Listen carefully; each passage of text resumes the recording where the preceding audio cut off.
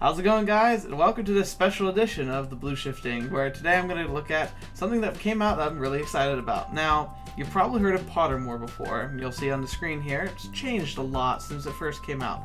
I was a big fan of it. I mean, grew up with Harry Potter, fun universe. I still listen to the audiobooks today.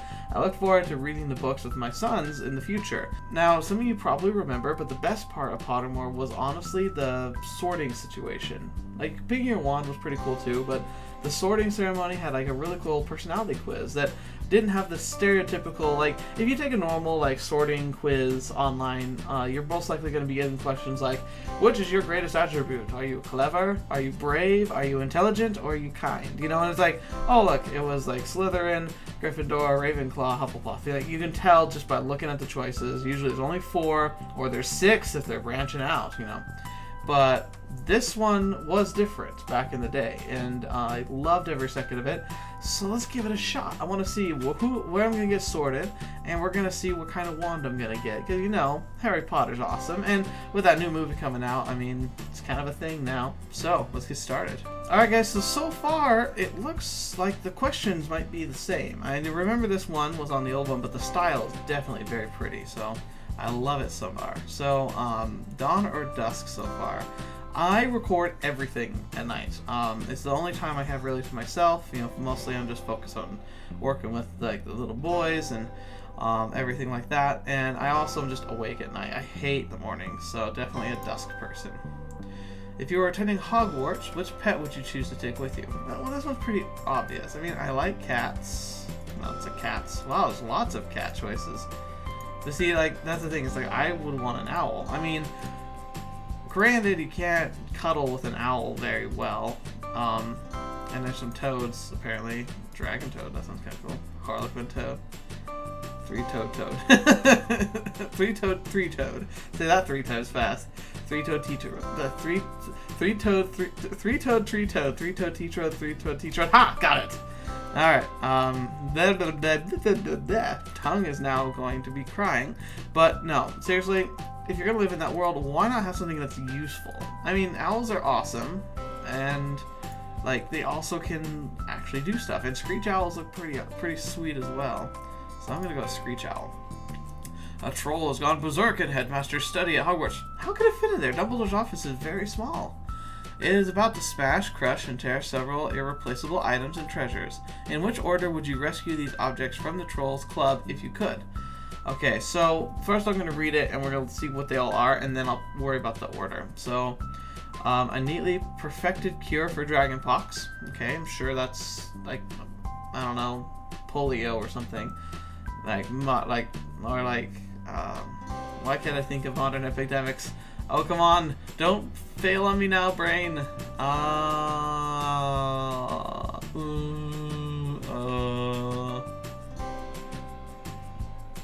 What was it that recently happened? Why can't I remember this? Ebola! Ebola! I'm not dumb. God, that took way too long. Okay, so it's like cure Ebola, effectively. Student records going back 1,000 years. Finally, a mysterious handwritten book full of strange runes. Okay. Dragonpox is practical. Book of Runes, kind of cool. 1,000 years of records. I mean, I guess that's alright. But it's really going to come down to the mysterious book and then the cure for dragonpox. Well, I mean, the book probably would have something really cool in it. But it also could just be, I don't know, a list of student names going back 1,000 years. So I'm going to go with the practical one first. I mean, dragonpox probably is nasty. It doesn't sound very good. And then finally the records, because that's not very important. One of the housemates has cheated in a Hogwarts exam by using a self-spelling quill, which I would need desperately.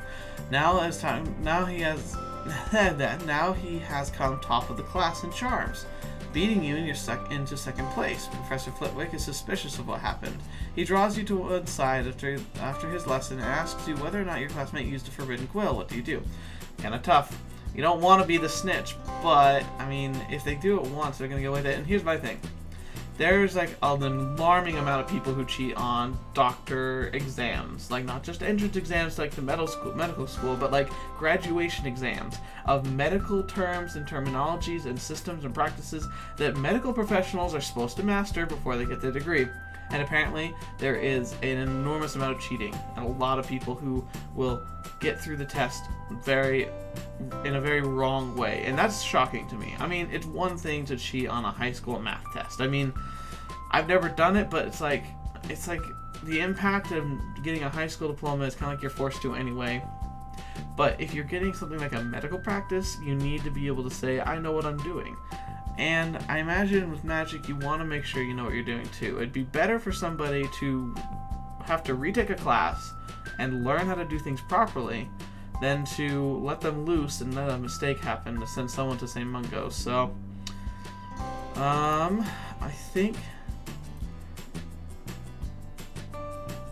Okay, so tell Professor Flovic you ought to ask your classmate and resolve to tell your classmate that if he doesn't tell the truth, you will. That's probably what I would do. You would not wait to be asked to tell politely. You would already go up and tell them.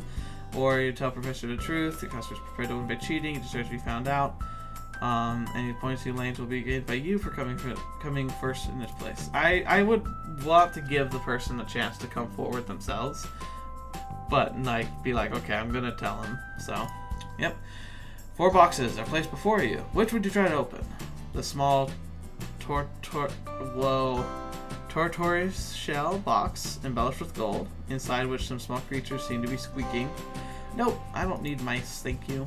The gleaming jet black box with the silver lock and key marked with the mysterious rune that you know to be the mark of Merlin. Okay, that's good. I mean, it'd be like finding a box marked with like the name of, I don't know, King Arthur? Ironically, the same place. I don't know. That seems legit. Ooh, box marked with like secret documents by Einstein. That's what I would love to find. Ornate gold casket standing a few clawed feet with an inscription that was both secret knowledge and unbearable temptation lay within. Okay. Secret knowledge I think is important to get, but unbearable temptation. I mean, I'm guessing that that's not good. Small pewter box, I'm assuming I'm playing with a scratched message on it that reads, I only open for the worthy. Okay, that's kind of tough, because, like, that would be a good way to, like, hide something valuable. Make the box look unbecoming, and then seal it to make it so that only certain, like, a person who is, like, of certain chops or whatever could open it. Because, like, Merlin probably has something interesting, but also, once again, could be a favorite fountain pen. Or I didn't have fountain pens back then, so a favorite quill, or, I don't know, some knick-knack. It could be absolutely nothing interesting in there. Only open for the worthy, though. I mean, most often, the things that look the plainest are the ones you really need to pay attention to. So I'm going to go ahead and go with a small pewter box.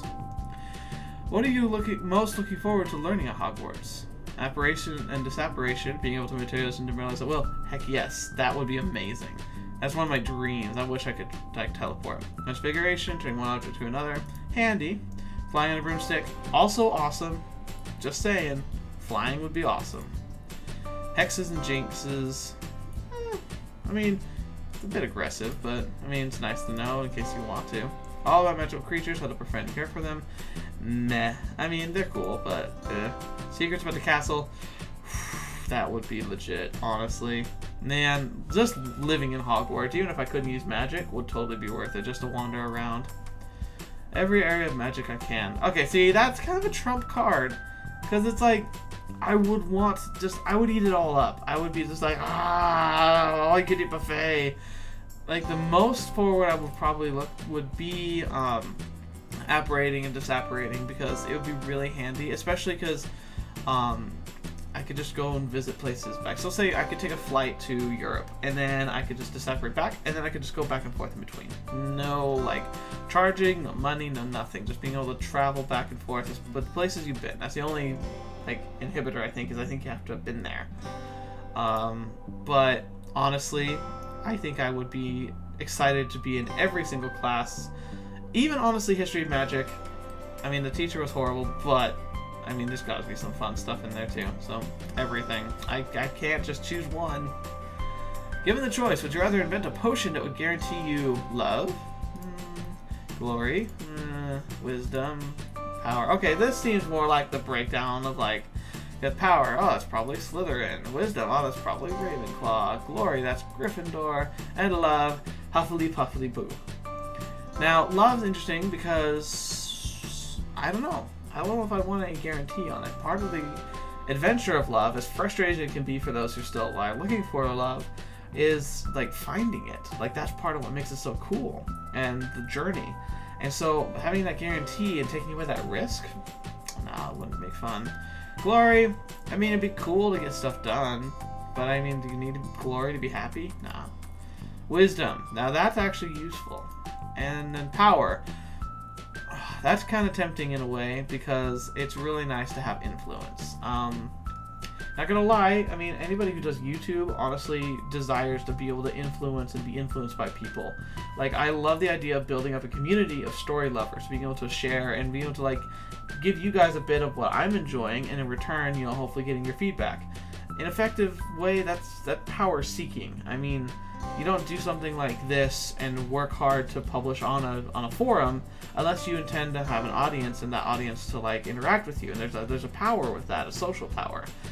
Now, I'm not really all into the whole, like, I need the monies or anything. Like, I don't need a ton of subscribers to be happy. Quite honestly, my channel is pretty small, but I love it. And I'm very happy that just 1 or 2 people would want to watch this. And so, I don't necessarily think I need to guarantee the power. Just enough. So, wisdom, let me avoid some mistakes. Let me, well, mistakes are important too, but let me, like, be able to make an impact in the world.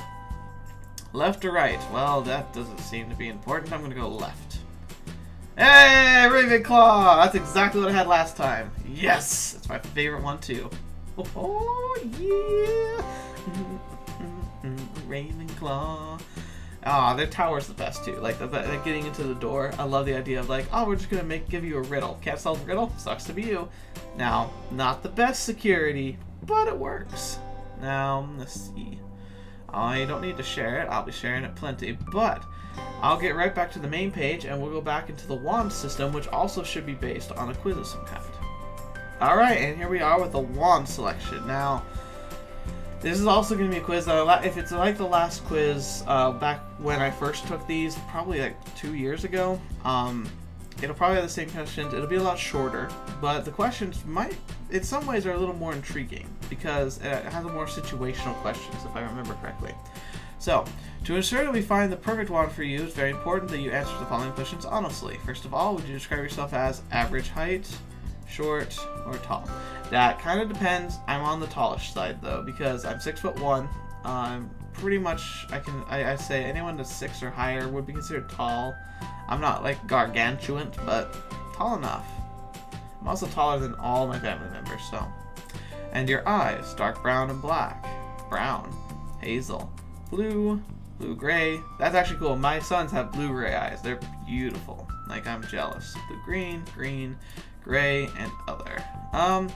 Well, it's gonna be just the brown because I have a lighter brown to my eyes.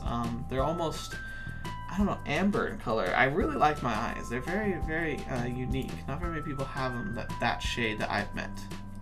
What was the day on which you were born an even number or an odd number? It was an even number. What do you pride yourself? Do you pride yourself on your kindness, optimism, determination, resilience, imagination, intelligence, originality? Now, this is a tough one because I'm very proud of my imagination and my intelligence, most likely. I'm glad that complex things like I study physics and I love the idea of quantum mechanics. Like, that whole field is fascinating, particle physics. It's the point where, like, things break down, where it's not just, like, as simple as it used to be, and the laws really are starting to change. We're like, well, not starting to change. The laws are different from what we've understood up till now, and it's fun just conceptualizing. But that being said, I like the ability I have to comprehend, but what I really enjoy is applying my imagination to my intelligence. I like not just coming up with something fanciful. I like having a system that works, you know, like something that makes sense. In like sci-fi or fantasy, like you can take things like magic and you can make them feel like they're legitimately like within the laws of reality. That's what Brandon Sanderson does. That's why he's one of my favorite authors. Is he takes magic systems and gives them rules, and the rules make sense, and then he sticks with the rules. He doesn't break them just because the character's a main character. So I'm going to go with imagination.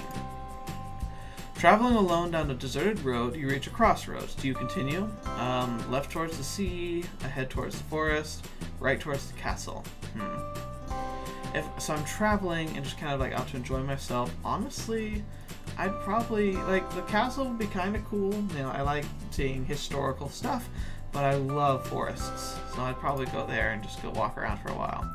Do you most fear? Oh boy, this will be fun. Fire. Darkness. Isolation. Small spaces. Or heights. I gotta admit, I'm not a big fan of heights, but more so isolation. I actually have trouble playing video games where I feel like the main character is completely alone and has no support or anyone to talk to, because like I immerse myself. I'm a very, like I said, strong imagination. I kind of get into the shoes of the character very, very well.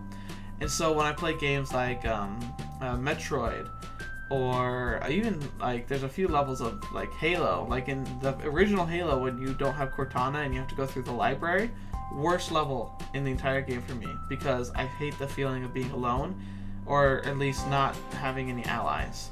And so I think isolation would probably be my deepest fear.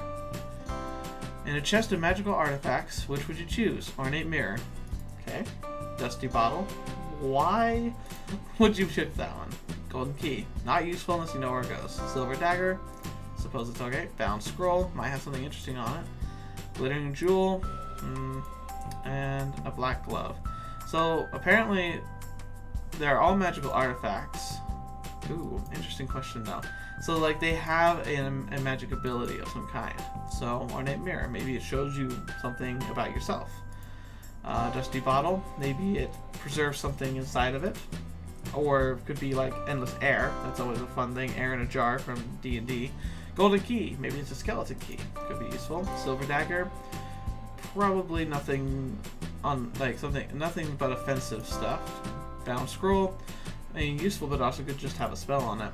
Glittering jewel, you never know. Black glove. Oddly enough, I'm being drawn towards the black glove.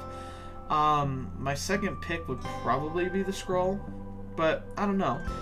Knowing an article of clothing that was enchanted of some kind, honestly, unless it's cursed, seems like it would have something more interesting going on. Alright, so my wand is a cedar wood with a unicorn hair core, 14 inches, and surprisingly swishy flexibility. Awesome. Okay. Now, wands are kind of like enigmas. There's not really much to say. If I remember correctly, Dragonheart strings are known for their power of the spells, you know, the magnitude of it. I think Phoenix tail feathers are supposed to be about, like strength of the spell. So Dragonheart strings for the power, so like the effect is real, it can be amplified. Phoenix is more about like the quickness and the efficiency of the spell. I think Unicorn is supposed to be about the lasting effects of the spell. And then I think, what's the last one? There's Heartstring, Unicorn hair, and then Phoenix feather. Those might actually only be the 3 cores that there might be. I'm not too sure. But anyway, thank you so much for joining me. I still love the quizzes. They're pretty much the same as what they were, but the art's fantastic. It's a new upgrade. If you haven't taken this quiz before, or if it's just been a while, please click the link down below. It's pretty easy though. It's just Pottermore. I think it's something that everyone should do just to kind of have the bragging rights. And if for some reason you haven't read a Harry Potter book, get on it. I mean, it's going to be a kind of a younger audience, maybe, so kind of brace yourself for that, but they're fantastic, and they're well worth the reads. It's still something that affects me today, which is why I thought I'd share this with you guys on my channel. Speaking of which, I'm so excited. I keep seeing comments from you guys, and I'm really excited to keep pushing forward. My big super project I keep hinting at is really, sorry, Mike. A big project is coming up. I'm really excited about it. I probably will have it done in another like couple weeks. It takes a long time, and I'm having a little trouble getting some of the feedback I need to from some of the people who are going to help me make sure that it's going to be good. But don't worry, it's going to be coming out soon. And until the next video and whatever I make, I'll see you there.